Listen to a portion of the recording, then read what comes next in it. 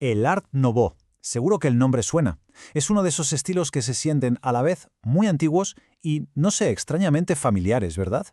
Es la curva de una barandilla, la tipografía de un cartel antiguo, una forma que reconocemos casi por instinto.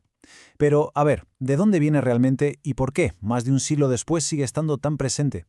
Para entenderlo de verdad, vamos a empezar no en el pasado, sino en dos momentos culturales muy distintos.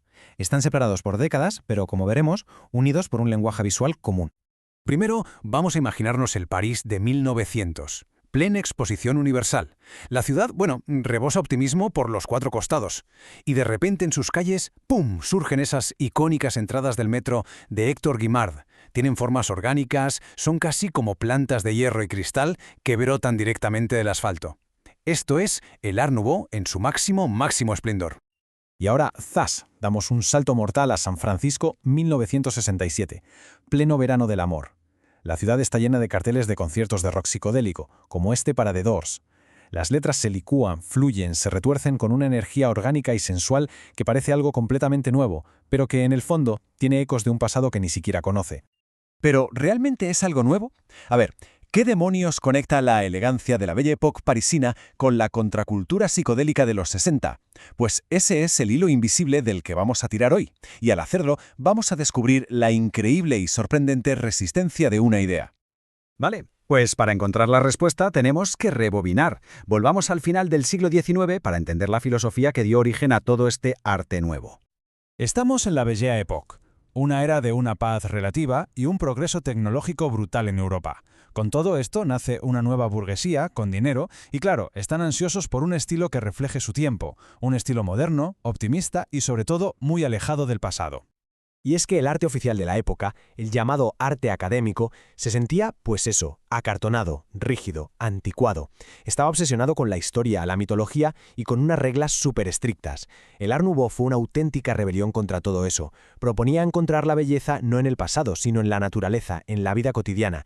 Y su objetivo no era enseñar ninguna lección moral, sino provocar una sensación, el puro placer estético.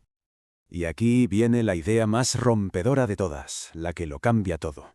Los creadores del Art Nouveau querían cargarse la distinción entre las bellas artes, la pintura, la escultura, y las artes decorativas, el mobiliario, la joyería. Para ellos, que un edificio, una lámpara o un simple pomo de puerta, todo, absolutamente todo, debía diseñarse con el mismo mimo artístico. Buscaban lo que llamaron una obra de arte total, un universo estético completamente unificado. Hay una cita del pintor Maurice Denis que lo resume a la perfección. Él decía algo así como que la elección de los temas o las escenas no es lo importante, que es a través de la armonía de las líneas que se puede alcanzar el espíritu y despertar las emociones. En resumen, el arte por el arte. Lo que importaba no era qué se representaba, sino cómo, la forma, la línea.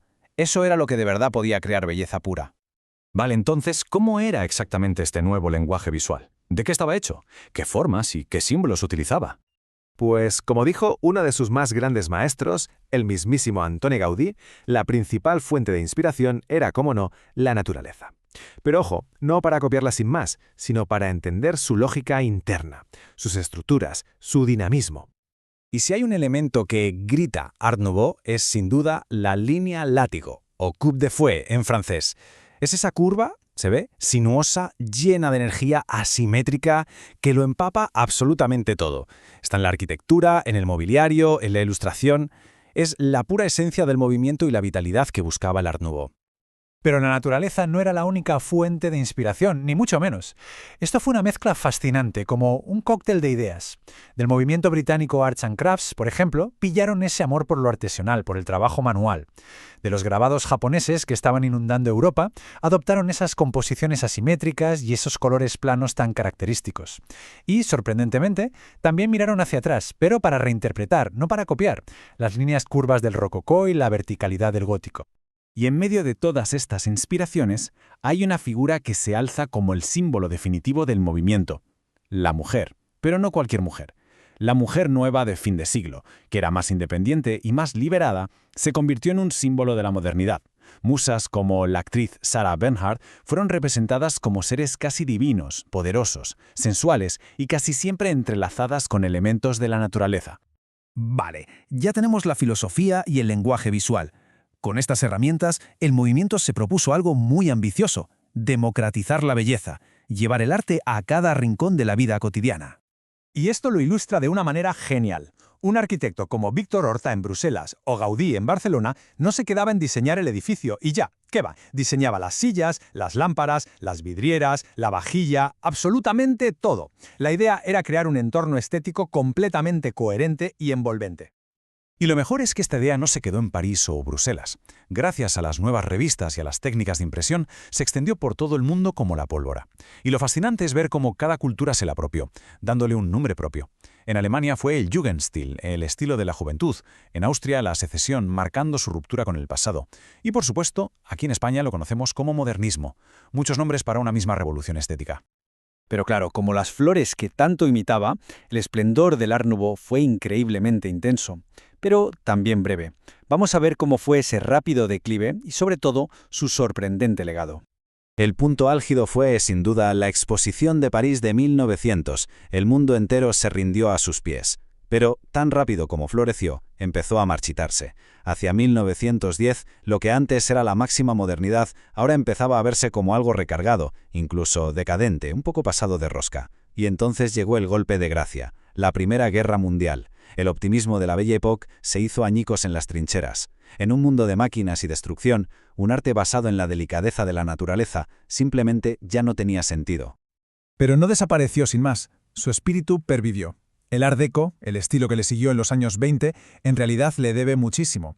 Tomó esa idea de aplicar el arte a lo cotidiano y su amor por el lujo, pero le dio una vuelta de tuerca. Sustituyó las curvas orgánicas por las líneas rectas y geométricas de la nueva era industrial.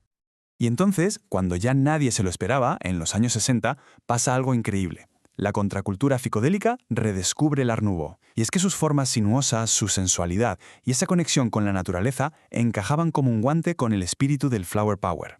Y así el círculo se cierra.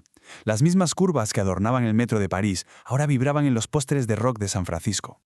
Al final, el Art Nouveau nos dejó una idea potentísima, que la belleza no solo está en los museos, sino que puede y debe formar parte de nuestro día a día. Y esto nos lleva a una última reflexión. Si el diseño de nuestros objetos, de nuestros edificios, de nuestras calles, es una forma de arte, ¿qué historia cuenta el diseño de nuestro mundo actual sobre nuestra época y sobre nuestros valores?